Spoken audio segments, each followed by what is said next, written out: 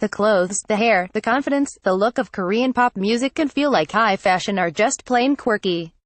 But that's what draws fans to South Korea's most famous musical export.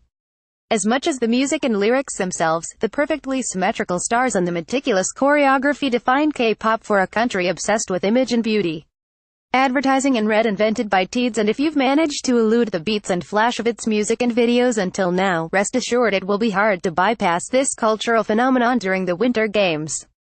Among the most viewed YouTube videos of all time with more than 3 billion hits is PSY's 2012 earworm Gangnam Style. But that is hardly representative of the genre. It's actually a parody of K-pop drawing on its own absurdities, which experts say was fully embraced locally when it became a global touchstone of Korean culture. Though the multi-billion-dollar industry hasn't yet become truly mainstream in the US and other Western countries, there's fanatical interest among millions of people old and young across Asia and in pockets of the rest of the world. The South Korean people and government are proud of their infectious brand of music and music videos which feature Korean lyrics dashed with catchy English phrases, vibrant fashion and elaborate dance moves. Its fans are famous for their devotion to their favorite bands, which has created a spin-off hobby involving a sizable number of Koreans gathering to recreate the complicated routines with seriousness and accuracy. And in the US, American youth have driven demand for formal programs catering to their obsession. Clark Sorensen, Korea history professor and the director of the University of Washington's Center for Korea Studies in Seattle, said he developed official course material about 3 years ago because his students showed up to his modern Korean society class asking, "Where's the K-pop? I just started doing it," the longtime anthropologist said. They're interested in Korea because they're interested in K-pop. The K-pop industry began in the 1990s as the country was growing as a democracy and its profile rising on the world stage. It was thought to be used to harness its rich history of highly trained musicians and artists with the emergence of its homegrown high-tech expertise, said Keith Howard, a music history expert and National Humanities Center fellow.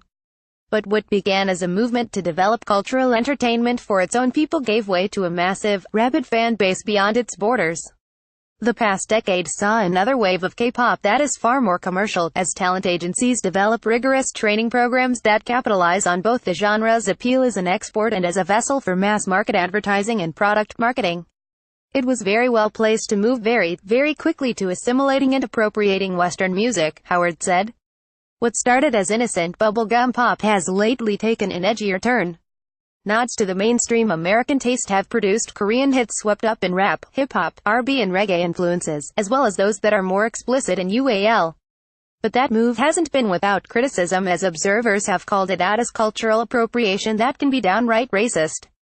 Here's a sample at some kinds of K-pop. Bubblegum pop G by Girls' Generation is a reassuring taste of mainstream K-pop hit music, featuring simple but abundant dance moves performed by more than a half-dozen females in matching casual and colorful outfits while they dance in a store, a nod to South Korea's other beloved pastime, mall shopping.